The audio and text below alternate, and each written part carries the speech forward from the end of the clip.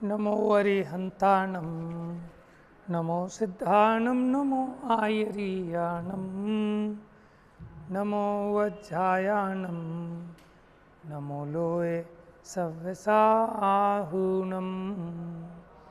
वन्दितु सर्वसिद्धे ध्रुवमचलमणोवमं गतिं पत्ते वोच्छामि समयपाहुळ मृण्मो सुधकेवली भणिदं नमः समयसाराय स्वानुभूत्या चकासते चित्स्वभावाय भावाय सर्वभावान्तरक्षिदे निज स्वरूप को परमरस जामे भरो अपार वंदो परमानंदमय समय सार अविकार।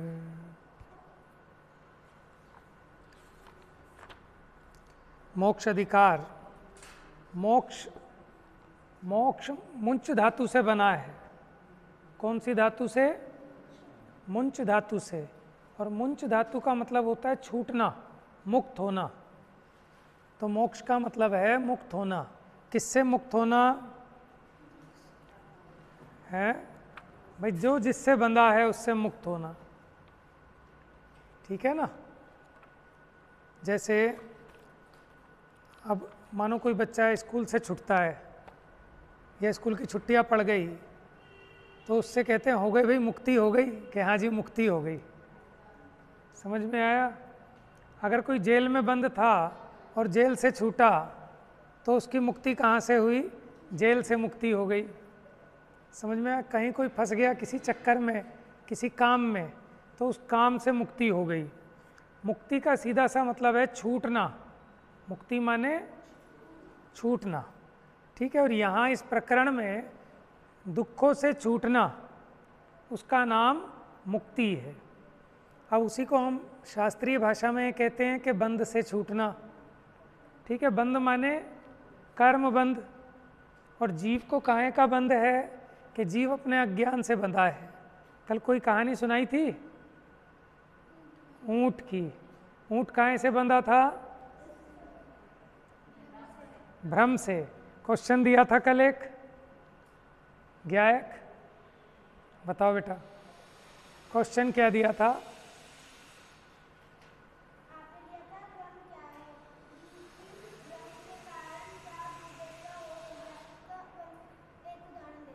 बहुत बढ़िया, लिखा। और किसी ने लिखा? गायक बता बेटा।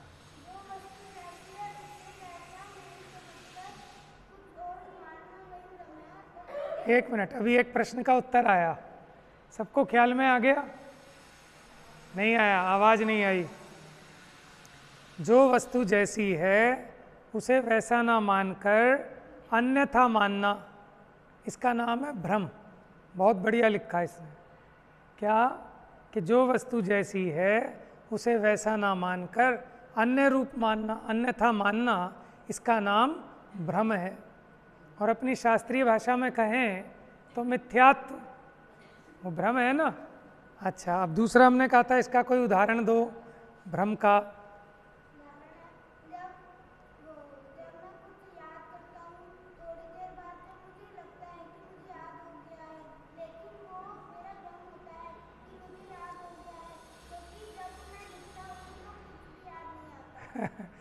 देखो कितना अच्छा उदाहरण लिखा है इसने, कि जब मैं याद करता हूँ तो मुझे लगता है कि मुझे याद हो गया है, लेकिन जब मैं लिखने बैठता हूँ तो मुझे समझ में आता है कि मुझे कुछ भी याद नहीं है, वो मेरा भ्रम था। पेपर देने जाते हैं पढ़ लिख कर और ये सोचते हैं हाँ सब तैयारी कर ली, बढ़िया सब आता है, पेपर बढ़िया आएगा। जब पेपर करने बैठते हैं तो समझ में आता है कि मेरा भ्रम था। क्या? कि मुझे याद हो गया है, मुझे याद हुआ ही नहीं था। ठीक है, बहुत बढ़िया। इसने अपने आप से उदाहरण बनाया, एकदम सटीक उदाहरण। अच्छा, फिर इस भ्रम के कारण हमारी क्या दुर्दशा हो रही है? लिखा है बेटा? ये नहीं लिखा, कौन बताएगा? और अपने आपको क्या लगता है? आप ये सोच के बताओ ना, कि आपने जैसे अब इसकी तो ये दुर्दशा हुई कि ये सोच के गया कि मुझे याद हो गया और पेपर में गया सब गायब, तो दुर्दशा क्या हुई कि फेल हो गए। ठीक है, ये तो उदाहरण पे था। अब सिद्धांत में जीव को क्या भ्रम हुआ है कि मैं शरीर हूँ। ठीक है ना, इन संयोगों में से सुख आएगा। लेकिन होता क्या है कि हम कितने संयोग मिलाते जाते हैं लेकिन सुख आता नहीं। तो इसलिए कभी भी हमारी इच्छा मिटती नहीं है, हमेशा कोई ना कोई इच्छा बनी रहती है। जैसे हमें भ्रम हुआ कि हमें भी पापा जैसा मोबाइल मिल जाएगा तो हम सुखी हो जाएंगे, ये भ्रम था। कैसे पता चला कि जब मोबाइल मिल गया लेकिन इच्छाएं नहीं मिटी। अब उसमें टाइम लगाते रहते हैं, आंखें फोड़ते रहते हैं, मम्मी पापा डांटते हैं। ठीक है ना, लेकिन अब इसको लगता है कि मोबाइल घटिया है, थोड़ा बढ़िया क्वालिटी का मोबाइल चाहिए जिसमें फ़ोटो बढ़िया आए, साइज़ अच्छा हो। समझ में आया? अब ये इच्छाएँ बढ़ती जा रही हैं कि दिखने में भी सुंदर होना चाहिए, साइज़ और बड़ा होना चाहिए। तो अब ये समझ में आया कि मैंने सोचा था कि मोबाइल मिल जाएगा तो मैं सुखी हो जाऊंगा, ये मेरा भ्रम था। लेकिन अब क्या लगता है कि थोड़ा बड़ा मोबाइल मिल जाए, एप्पल का फ़ोन मिल जाए तो सुखी हो जाऊंगा। ये सैमसंग के फ़ोन से थोड़ी ना, एप्पल के फ़ोन से। तो अभी लग रहा है एप्पल के फ़ोन से सुखी हो जाऊंगा। जब एप्पल का फ़ोन आएगा तो फिर आपको लगेगा फ़ोन वोन में क्या धरा है, एक मैकबुक एयर होनी चाहिए है। तो इससे समझ में आता है ये जो हमारा ये भ्रम है कि जो मुझे इच्छा हुई, इस इच्छा की पूर्ति हो जाए तो मैं सुखी हो जाऊंगा। और इस भ्रम के कारण क्या होता है, ये भीख मांगता फिरता है। किससे किससे मांगता है कि सोचता है पढ़ लिख के बड़ा बन जाऊं, दुकान पे ज़्यादा मेहनत करूं, अच्छी नौकरी करूं, पैसा कमाऊं ताकि मेरी ये सारी इच्छाएं पूरी हो जाएं। लेकिन इच्छाओं की कोई लिमिट नहीं है, क्योंकि भ्रम का अंत आए तो ये जीव की इच्छाएं मिटे, लेकिन इसके भ्रम का अंत नहीं होता। और इसी दौड़ में पूरी जिंदगी क्या अनंत अनंत भव लगा दिए, लेकिन उसका आज तक अंत नहीं आया। तो ये जीव की दुर्दशा हो रही है। ये शरीर के कारण ही दुखी हो रहा है। इसने अपने को माना है कि मैं शरीर हूँ। अब शरीर बढ़िया दिखे, सुंदर दिखे, उसके पीछे इसके परिणाम कितने खराब हुए रहते हैं। किसी सामग्री को अपनी माना तो उसकी सुरक्षा में कि मैं इसको अपने हिसाब से चला सकता हूँ, कितना आकुलता का बोझा ढोता है। ये जीव की दुर्दशा हो रही है इस भ्रम के कारण। ठीक है, वेरी गुड, बहुत बढ़िया। बाकी तुमने नहीं लिखा है, क्यों नहीं लिखा? क्या सोचा है? लिखना चाहिए।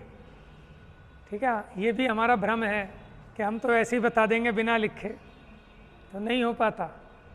ठीक है, लिखना चाहिए। लिखने से उपयोग वहाँ और लगता है। जो बात हमें समझ में आई, घर जाके कॉपी में लिखते हैं तो वो पक्का हो जाती है। ठीक है ना, लेकिन अब टाइम बच्चों के पास नहीं बचता, क्योंकि मोबाइल भी तो देखने हैं सारे, है ना। इन मोबाइलों ने सारा समय ले लिया है सबका। घर में अगर 6 मेंबर हैं तो 6 अलग अलग लगे रहते हैं, बहुत सारा काम निपटाना है। चाहे कितना लेट आएँ ऑफिस से, दुकान से, उसके बाद भी वो सारा काम निपटाना है। सारे फेसबुक, इंस्टाग्राम और क्या होता है व्हाट्सएप, जितने भी हैं सब। तो बहुत बुरी आदत है, व्यसन है। इसका व्यसन हो जाता है, फिर उसके बिना उसे अच्छा नहीं लगता। उसके पास ना हो तो उसे एक अजब टाइप की बेचैनी होती है कि जैसे पता नहीं क्या हो गया। तो इसलिए बचना चाहिए इससे कम से कम। चलिए आगे, अब अपनी क्या चर्चा चल रही थी कि दुखों से मुक्ति होनी है। गाथा 300 हो गई थी, उसके बाद कलश हो गए थे। अब एक नया विषय प्रारंभ हुआ था कल। किसी को याद है कौन सा विषय प्रारंभ हुआ था? कि जो परद्रव्य का ग्रहण करता है वो कौन होता है? जीव होता है। जीव तो होता है, लेकिन वो जीव का स्वभाव थोड़ी ना है। जो परद्रव्य का ग्रहण करता है वो अपराधी है। क्या है? अपराधी है। अपराधी समझते हो?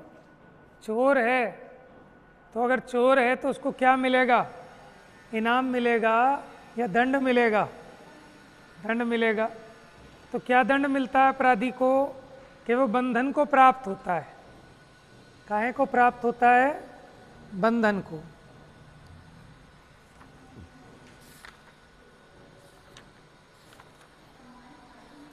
पेज नंबर है 698, 698। माइक मेरी आवाज़ ले नहीं रहा, वैसे तो चालू है। हाँ 698 देख लो, बढ़ा के अगर बढ़ जाए तो कुछ, वैसे चालू है।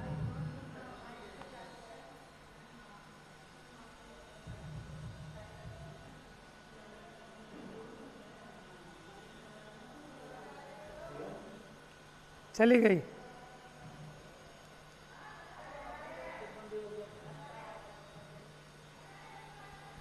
अब हेलो हेलो हेलो, ठीक है।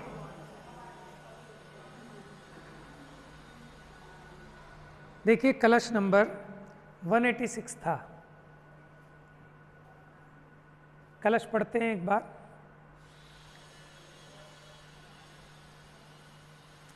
पर द्रव्यग्रहं कुर्वन् बध्येतैवापराधवान् बध्येतानपराधो न स्वद्रव्य संवृत्तो यतिः। लय गलत हो गई इसकी, यह अनुष्टुप लिखा है। तो अनुष्टुप तो आपका वही है जैसे नमा समय सारा है, वो नहीं है, गलत लिखा है फिर इस पे। चला पढ़ पढ़।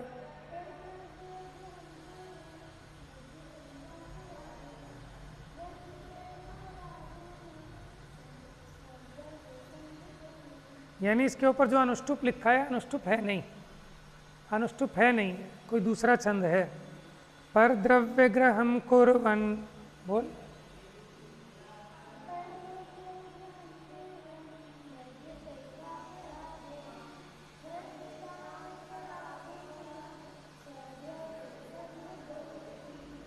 इसके जैसे और कौन से पढ़े हैं तुमने श्लोक?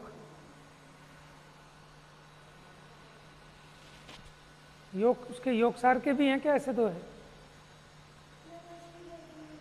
वो है नमहाश। दोबारा बोलो।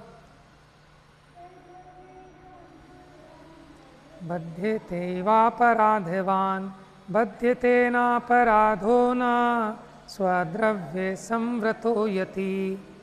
तो मोक्ष मार्ग से नेतारम भी तो इसी लय में नहीं।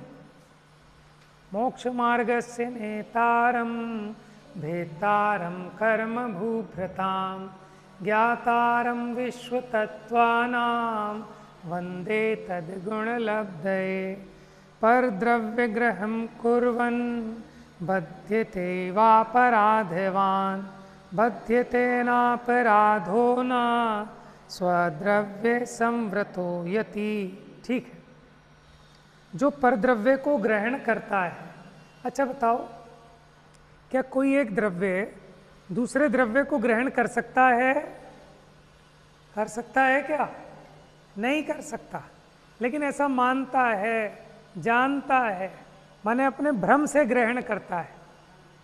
ठीक है ना, भ्रम से कि मैंने, यही मेरा है। जैसे शरीर है, हम क्या मानते हैं? शरीर मैं हूँ, इसी का नाम है ग्रहण करना। इसमें काहे में ग्रहण किया? अपने ज्ञान में अथवा अज्ञान में ग्रहण किया है। तो जो परद्रव्य को ग्रहण करता है वह अपराधी है, इसलिए बंध में पड़ता है। और जो स्वद्रव्य में ही संवृत्त है, संवृत्त माने गुप्त है, लीन है, ऐसा यति निरपराधी है। यति माने मुनि, इसलिए बंधता नहीं। ये चर्चा कल चली थी। अब देखो आगे।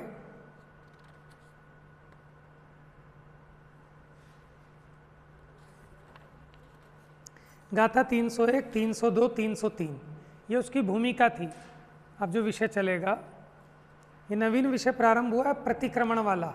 ये बड़ी फेमस गाथा है मोक्षाधिकार की, जिसमें कहते हैं कि वो प्रतिक्रमण भी विषकुंभ है, जहर का घड़ा है। प्रतिक्रमण माने अपने पापों का प्रायश्चित करना, प्रतिक्रमण करना। वो अच्छी बात है कि बुरी बात? बुरी बात है कि अच्छी बात है? आप ये बताओ, सॉरी बोलना, सॉरी मांगना अच्छी बात है कि बुरी बात? सबसे छोटा बच्चा बताएगा। हाँ, अच्छी बात है।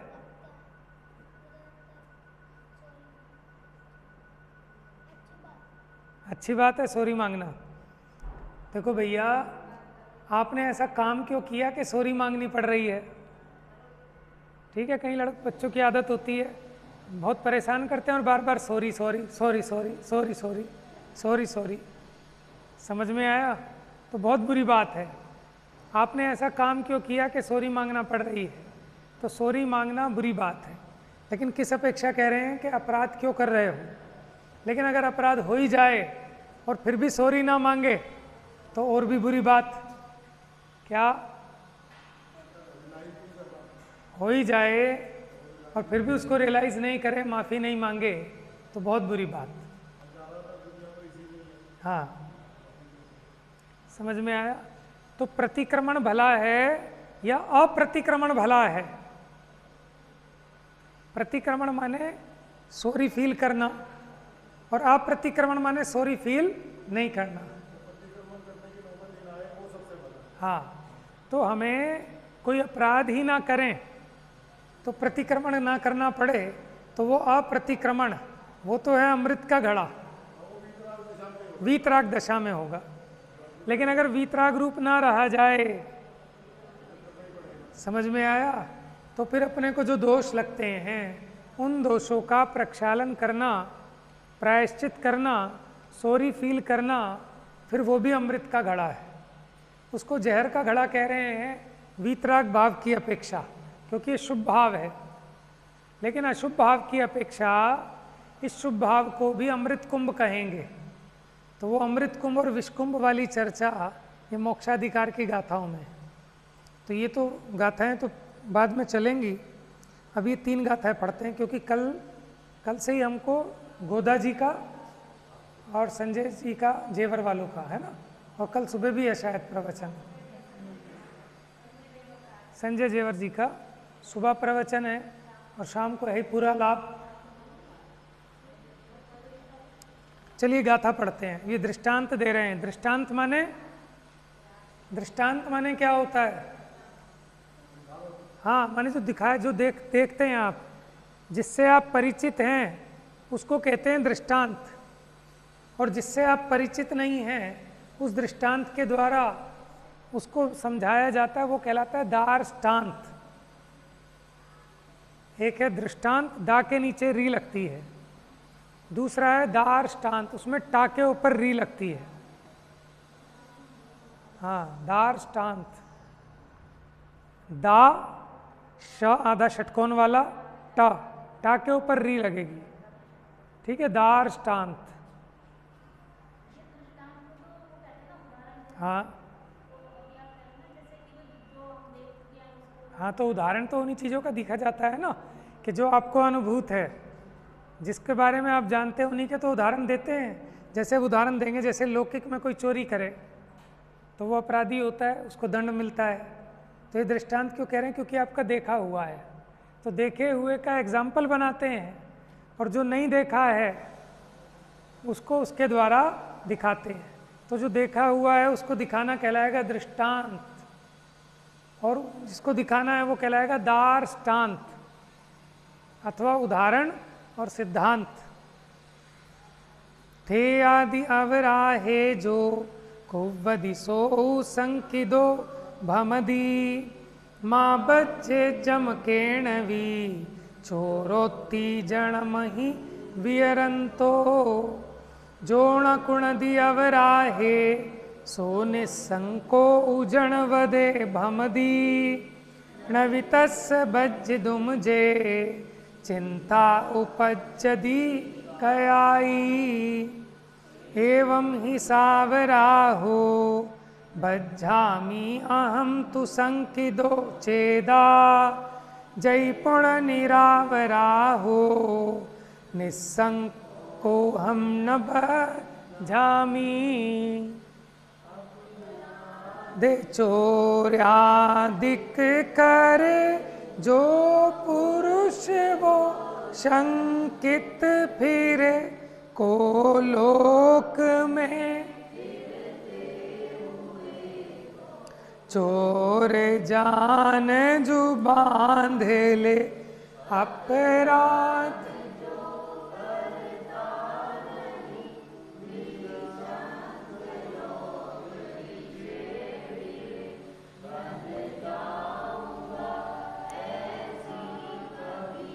चिंता न उसको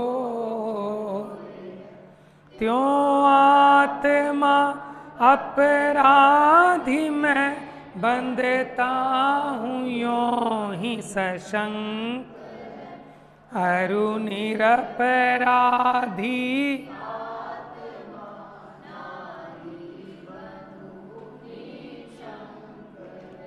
देखो आपको डर कब लगता है? जब आपने कोई गलती की होती है, और जब आपने गलती नहीं की होती तो आपको डर भी नहीं लगता। कल उदाहरण दिया था इसके लिए एक, ज्ञानम, क्या उदाहरण दिया था कल? पुलिस का उदाहरण दिया था ना। जैसे भी पुलिस का सायरन बजे तो आपको डर लगेगा कि नहीं लगेगा? अगर आपने कोई अपराध किया है तो आपको डर लगेगा, और नहीं किया तो आपको डर नहीं लगेगा।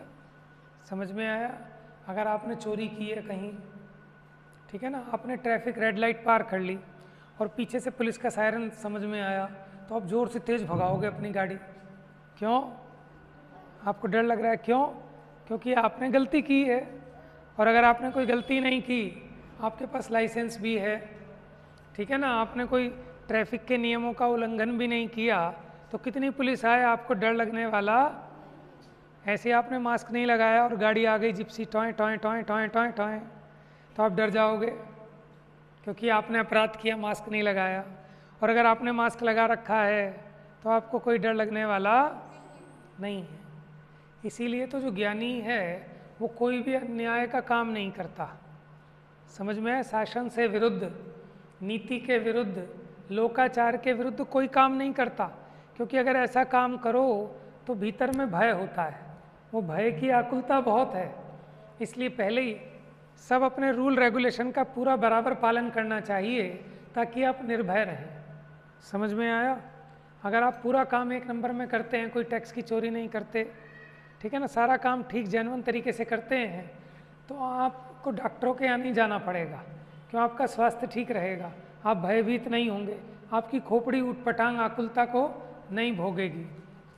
लेकिन जिसने गड़बड़ कर रखी है तो पता चले कि साहब एमसीडी वाले आ रहे हैं सील करने, तो इसका बीपी बढ़ जाएगा, तबीयत बिगड़ जाएगी, पसीने आने लग जाएंगे, और बिना मतलब दवाइयाँ 2 फालतू खानी पड़ेंगी। समझ में आया ना? इसलिए ज्ञानी को निराकुलता पसंद है, इसलिए वो आकुलता का कोई काम ही नहीं करता कि जिससे आकुलता हो। देखो 2 पैसे का लाभ उसको लाभ नहीं दिखता, लेकिन निराकुलता का लाभ असली लाभ है, ऐसा उसको निर्णय है। इसलिए वो 10-10 करोड़ टैक्स भरना पड़े तो भी भरे। माने 1 करोड़ कमाया, उसमें से 40 लाख तो टैक्स में ही चला गया, तो भी वो राजी खुशी रहता है कि आकुलता नहीं चाहिए। समझ में आया? और हम और आप देते हैं मजबूरी से, डंडे के जोर से। समझ में आया? तो यानी हम बेईमान हैं, क्योंकि हम तो अपनी निराकुलता के लिए नहीं दे रहे, वो तो डंडे का जोर है। नहीं तो छापा पड़ जाएगा, 1 लाख की जगह 10 लाख भरने पड़ेंगे, इसलिए मजबूरी में भर रहे हैं। लेकिन समझदार आदमी अपनी निराकुलता के लिए भरता है, भले कोई पूछे या ना पूछे, लेकिन अंदर में मन तो सशंकित रहता ही है ना निरंतर। तो अपराध चोर्यादिक करे जो पुरुष वो शंकित फिरे। शंकित का मतलब है भयभीत। जो लोक में फिरते हुए को चोर जान जू बांध ले। आप ही देखो, कभी आपने कोई प्ले करना हो, नाटक करना हो, और उसमें आपने चोर का किरदार निभाना हो, चोर का पार्ट प्ले करना हो, तो चोर की हरकतें देखिए कैसे दिखाता है वो अपनी एक्टिंग। एकदम झुक झुक के चलेगा, आगे पीछे डरता हुआ सा, ऐसे ही तो पार्ट करता है ना चोर, कि जैसे बड़ा सशंकित है, इधर उधर देख के घबराता हुआ, डरता हुआ, जरा सी आवाज़ आती है एकदम कांप जाता है ना। तो चोरी की है तो वो कैसा रहता है? सशंकित, भयभीत। हाँ, अंधेरे में रहता है ना। और लोक में ऐसे फिरते हुए को चोर जानकर बांध लिया जाता है, कि माने चोर की शक्ल पे लिखा होता है कि ये चोर है, कि लिखा होता है कि लाख छुपाओ छुप ना सकेगा, राज ये कितना गहरा, मन की बात बता देता है असली नकली चेहरा। पुलिस वाले कैसे पकड़ लेते हैं? एकदम चेहरा भांप के कि तू इधर आ जा, तू जा, तू इधर आ जा, तू जा। कैसे उन्हें पता लगता है? माने लोग हैरान होते, पता नहीं इन्हें कैसे पता चला कि आज मेरे पास लाइसेंस नहीं है, मेरी गाड़ी रुकवा ली। समझ में आया? तो कैसे भापते हैं कि आप जो शंकित हैं, आप जो भयभीत हैं, ठीक है ना, तो उसमें आप कोई ना कोई ऐसा अपना एक्सप्रेशन आए बिना रहता नहीं है और बंधन को प्राप्त होता है। और जो अपराध नहीं करता वो निशंक निर्भय होकर लोक में फिरता है, बंद जाऊंगा ऐसी कभी उसको चिंता नहीं होती। पुलिस वाले को देख के लोग दूर से गाड़ी मोड़ लेते हैं। कौन मोड़ लेगा? दुपक्के खड़े हो जाएंगे, जिसने कोई अपराध किया हो। और जिसने कोई अपराध नहीं किया वो पुलिस वाले के बगल में जाके खड़ा होगा अपना, और जानबूझ के उससे पंगे भी लेगा। मैंने देखा है। हाँ, क्योंकि जब लाइसेंस नहीं होता तब बच के भागते हैं, और आज लाइसेंस है जेब में तो जानबूझ के उसको छेड़ेगा कि पूछे कि दिखा अपना लाइसेंस, तो मैं दिखाऊंगा, देखिए रहा लाइसेंस। समझ में कितना निर्भय है। तब कहता है, तब कोई पूछता नहीं जब लाइसेंस होता है, जब नहीं होता तो हर पुलिस वाला रोक लेता है। समझ में आया?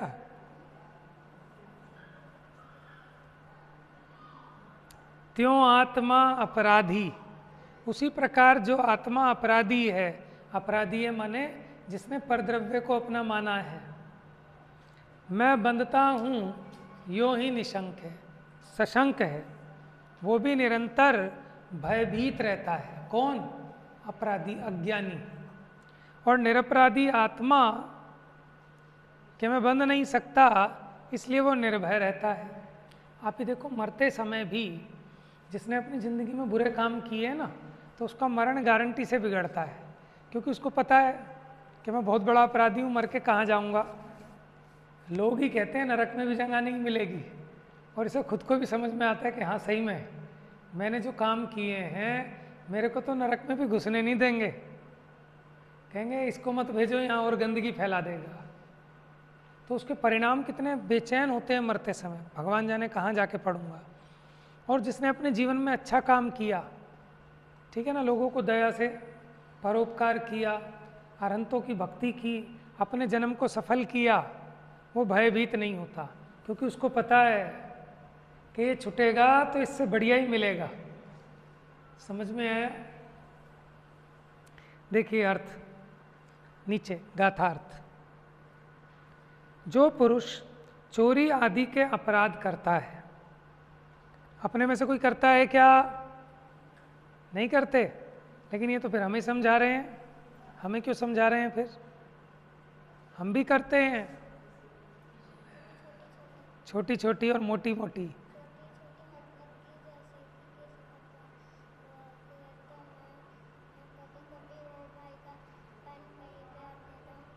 हाँ, भाई का पैर उठा के कहीं रख देता हूँ, ये भी चोरी है।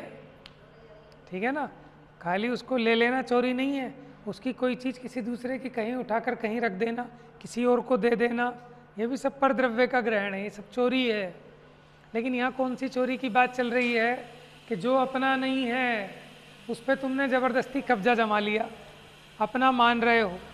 जैसे शरीर ये मेरा स्वरूप नहीं है, लेकिन फिर भी मैं मान रहा हूँ कि मेरा है। ये गाड़ी, बंगला, मकान पुद्गल की माया है, लेकिन मैं क्या मान रहा हूँ कि मेरा है। तो ये अपराध है ना। चोरी, हाँ, कलश था वो कल। चोरी आदि के अपराध को जो करता है वह लोक में घूमता हुआ मुझे कोई चोर समझकर पकड़ ना ले, इस प्रकार शंकित होता हुआ घूमता है। शंकित माने भयभीत होता हुआ। जो पुरुष अपराध नहीं करता वह लोक में निशंक घूमता है, क्योंकि उसे बंधने की चिंता कभी भी उत्पन्न नहीं होती। माने एग्ज़ाम में बच्चे जो है ना चीटिंग करते हैं, वो नकल बना के ले जाते हैं जिसको फर्रे कहते हैं, ठीक है, और एग्जामिनर उसी को खड़ा करता है जिसके पास है नकल। और बच्चा कहता है पता नहीं कितना तेज मास्टर है, इसे कैसे पता लग गया कि मैं लाया हूँ। ठीक है, कैसे पता लगा कि जब वो जाके खड़ा हुआ तो उसकी कलम रुक जाती है एकदम। समझ में आया? एग्जामिनर जाके खड़ा हुआ तो एग्जामिनर को देखता है, वो बार बार ऐसे चुपचाप और मुंह में कुछ बोलता है, कुछ लिखता है, फिर काटता है, फिर लिखता है, तो समझ में पकड़ में आ जाता है।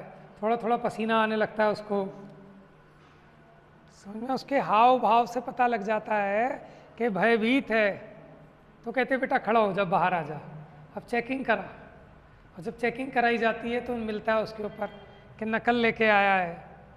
अब आजकल तो नहीं होता, पहले बच्चे क्या करते थे, कागज़ पे छोटा छोटा लिख के छुपा के ले जाते थे और उसमें से टीप के नकल मार के पेपर कर देते थे। समझ में आया? कफ पे लिख लाए, पैंट के पोछों पे लिख लाए, हाथ पे लिख लाए, डेस्क पे लिख देते थे पहले ही। आजकल नहीं होता। आजकल तो बच्चों को कहती है किताब खोल के आप पेपर दे लो। अब तो तरीका बदल गया है।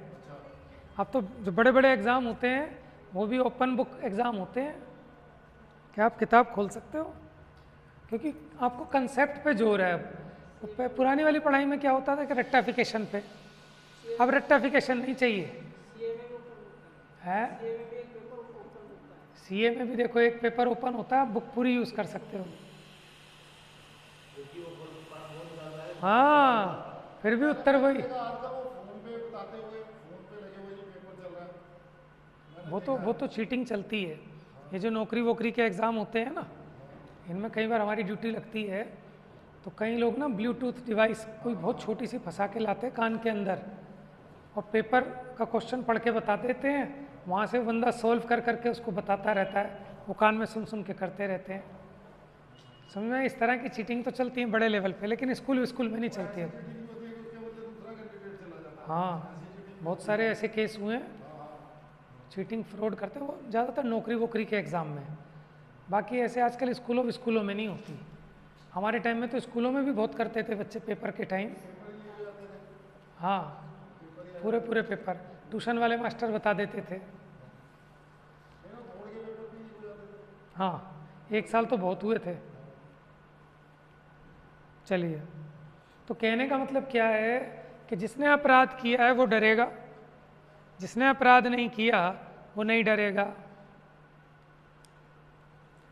तो वो निशंक घूमता है क्योंकि उसे बंधने की चिंता कभी भी उत्पन्न नहीं होती। इसी प्रकार अपराधी आत्मा, मैं अपराधी हूँ इसलिए मैं बंधूंगा, इस प्रकार शंकित होता है। और यदि अपराध रहित हो तो मैं नहीं बंधूंगा, ऐसे निशंकित रहता है। टीका देखो, जैसे इस जगत में जो पुरुष पर द्रव्य का ग्रहण जिसका लक्षण है ऐसा अपराध करता है। कौन सा अपराध किया उसने? पर द्रव्य का ग्रहण किया। ग्रहण कैसे किया? ज्ञान में। कर तो सकता नहीं, आत्मा रूपी है, पुद्गल रूपी है, उसको कैसे ग्रहण करे, लेकिन ज्ञान में माना ये मेरा है, तो ऐसा अपराध करता है, उसी को बंध की शंका होती है। और जो अपराध नहीं करता उसे बंध की शंका नहीं होती। इस प्रकार आत्मा भी अशुद्ध वर्तता हुआ, पर द्रव्य का ग्रहण जिसका लक्षण है ऐसा अपराध करता है, उसी को बंध की शंका होती है। तथा जो शुद्ध वर्तता हुआ अपराध नहीं करता उसे बंध की शंका नहीं होती। ऐसा नियम है। इसलिए सर्वथा समस्त परकीय भावों के परिहार द्वारा, माने समस्त पर द्रव्य के भावों को छोड़कर शुद्ध आत्मा को ग्रहण करना चाहिए। माने जो पर का है उसे अपना नहीं मानना, और जो अपना है उसमें अपनापन करना, क्योंकि ऐसा करने पर ही निरपराधता होती है। और एकमात्र जो वीतराग भाव है वही निरपराध दशा है। ठीक है ना। एक्चुअल में तो निरपराधी कौन, कि जो वीतरागी है। राग द्वेष यही अपराध है। यदि मनुष्य चोरी आदि अपराध करे तो उसे बंधन की शंका हो, निरपराध को शंका क्यों होगी। इसी प्रकार यदि आत्मा पर द्रव्य का ग्रहण रूप अपराध करे तो उसे बंध की शंका अवश्य होगी। यदि अपने को शुद्ध अनुभव करे, शुद्ध का मतलब क्या है, पर से भिन्न अनुभव करे, तो उसे पर का ग्रहण ना करे तो बंध की शंका क्यों होगी। इसलिए पर द्रव्य को छोड़कर शुद्धात्मा का ग्रहण करना चाहिए, तभी निरपराध हुआ जाता है। तात्पर्य वृत्ति टीका और पढ़ लो, 702 नंबर पेज। अब मिथ्यात्व रागादि पर भावों को स्वभाव रूप से स्वीकार करने से जीव कर्मों से बंधता है। माने हैं तो विभाव, लेकिन उनको अपना स्वभाव जाने तो बंधेगा। और वीतराग परम चैतन्य लक्षण रूप स्वस्वभाव को स्वीकार करने से जीव मुक्त होता है, ऐसा बतलाते हैं। जो पुरुष चोरी, परस्त्री गमन आदि अपराध करता है वह पुरुष सशंकित होता है। किस रूप में? लोगों में घूमते हुए किसी कोतवाल आदि के द्वारा बांध ना लिया जाओ। ये बच्चों को समझ में आया? कोतवाल क्या? पुलिस। ठीक है, कोतवाल माने पुलिसमैन। किस कारण से? ये चोर है ऐसा मानकर कहीं ये पुलिस मुझे पकड़ ना ले।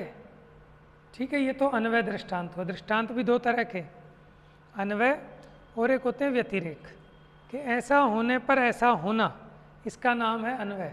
और ऐसा नहीं होने पर ऐसा नहीं होना, यानी जो पॉजिटिव है वो है अन्वय दृष्टांत, और जो नेगेटिव है, माने अगर तुम पढ़ोगे तो पास होगे, ये अन्वय, और नहीं पढ़ोगे तो तुम्हें कोई पास नहीं करा सकता, ये हो गया व्यतिरेक। व्यतिरेक, एक अन्वय दृष्टांत, एक व्यतिरेक दृष्टांत। जैसे जो अपराध करेगा वो बंधन को प्राप्त होगा, यह अन्वय हो गया।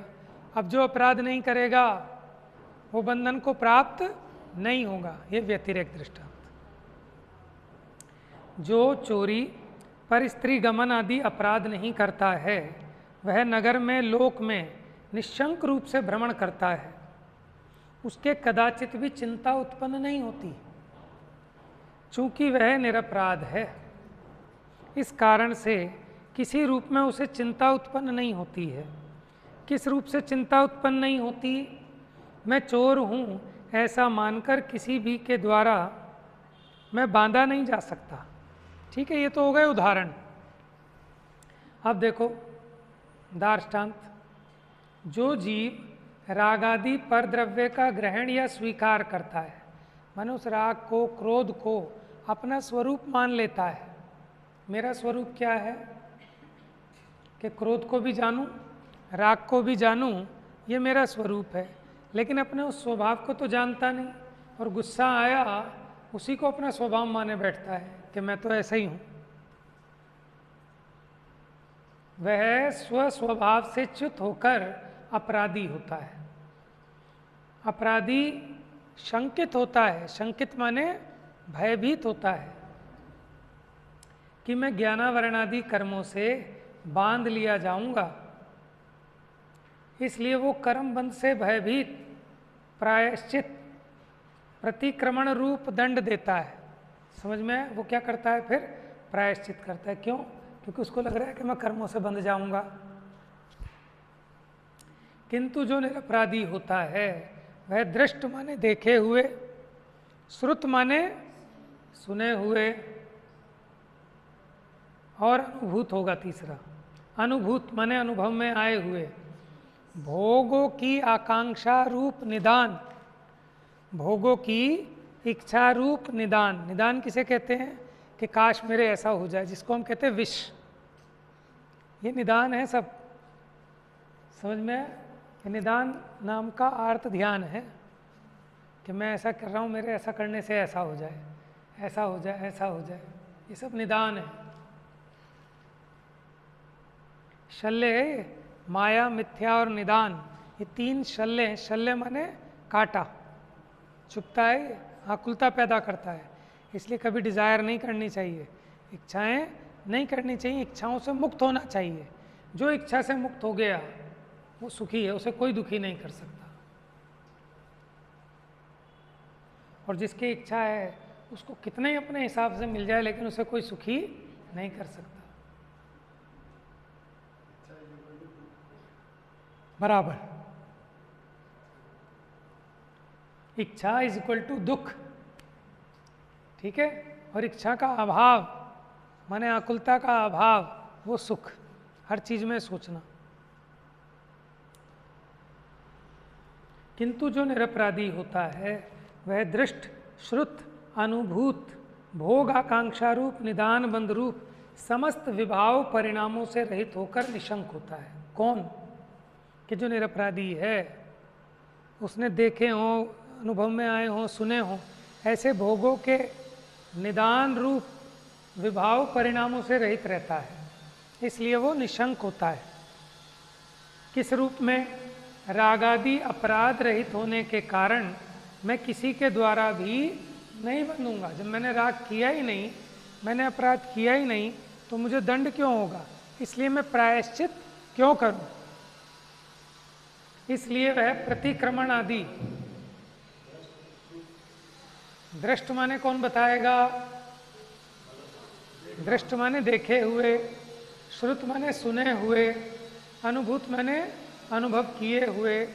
जो भोग हैं, ये भोगों का विशेषण है, आया था ना, है शुद्ध परिचिदानुभूता, कि सबको श्रुत है, परिचित है, अनुभूत है। कौन? भोगों की कथा। तो उन भोगों की आकांक्षा रूप जो निदान है, उससे रहित है निरपराधी, इसलिए उसको मन निर्भय रहता है। रागादि अपराध रहित होने के कारण मैं किसी के द्वारा भी नहीं बंधूंगा, इसलिए वो प्रतिक्रमण आदि दंड विधान के बिना भी अनंत ज्ञान आदि में निर्मल परमात्मा भावना से ही शुद्ध होता है। बताओ, जो वीतरागी है, क्या उसको प्रायश्चित करने की जरूरत है? जिसने कोई गलती नहीं की, उसको प्रायश्चित करने की जरूरत ही क्या है? ठीक है ना। इसलिए वो ज्ञानादि निर्मल परमात्मा भावना से ही शुद्ध होता है। इस प्रकार अन्वय व्यतिरेक दृष्टांत गाथा पूरी हुई। अब इस प्रकरण की चर्चा बाद में करेंगे, अपराध क्या है, ठीक है ना। तो ये गाथा में अपराध के पर्यायवाची बताए। अपगत राध, राध माने साधना, साधना से च्युत होना, उसका नाम अपराध है। आप अपने आत्मा में लीन नहीं हैं, इसी का नाम अपराध है। आप अपने स्वभाव में नहीं हैं, इसी का नाम अपराध है। और इसी से बना है आराधना, कि जो आराधना से सहित है वो निरपराधी है, और जो आराधना से च्युत है वो अपराधी है। ठीक है, इसकी विशेष चर्चा अब सोमवार से करेंगे प्रारंभ। संडे तक का फिर लाभ मिलेगा। देखो, माने विश्वासनगर वालों का माने भाग्य खुला हुआ है कि कहीं जाने की ज़रूरत नहीं है, कुआं यहीं आ जाता है उठ के। नहीं तो प्यासों को उठ के, हमें याद है कि हम 8-8 दिन 10-10 दिन भागा करते थे, कभी जयपुर, कभी सोनागिर, कभी कहीं शिविर, कभी कहीं शिविर, ठीक है ना। अब बताओ कैसा भाग्य है कि अपने घर में ही बड़े बड़े विद्वान जो ढूंढे नहीं मिलते थे, जिन्हें सुनने के लिए इतनी दूर दूर जाना पड़ता था, अपने ही यहाँ आ रहे हैं सुनाने, और फिर भी हम नहीं सुने, तो फिर हमारे अभाग्य की महिमा तो कहीं नहीं जा सकती। समझ में आया? लेकिन देखो, जितना सुलभ होता जा रहा है उतने परिणाम गिरते जा रहे हैं। जब जितना दुर्लभ था तो कैसे परिणाम होते थे, कैसे जीव कितनी मेहनत करके जाया करता था, कैसे कैसे परिचय सहता था, कमरा मिला तो नहीं मिला तो जयपुर में यहाँ प्रवचन हॉल में ही एक, हाँ कम, हाँ, वैसा लाभ नहीं मिलता था ना, जैसे तीनों टाइम तीन तीन बड़े बड़े विद्वान ऐसा वैसा। तो ठीक है, तो सब लाभ लें, कल से सभी लोगों को सूचित करें और सबसे पहले तो अपना लाभ लें। आप देखो, पहले तो अपने पे ध्यान देना चाहिए, ठीक है, फिर दूसरे का भला हो जाए तो अच्छा है, क्योंकि उसका भला बुरा होना वो तो उसकी योग्यता के अधीन। आप कितने ही समझाओ, जिसने आना है वो आएगा, जिसने नहीं आना नहीं आएगा। ठीक है, सहज में किसी को लाभ मिल जाए तो बढ़िया है। जा वाणी के ज्ञान से सूझे लोकालोक, सो वाणी मस्तक नमो।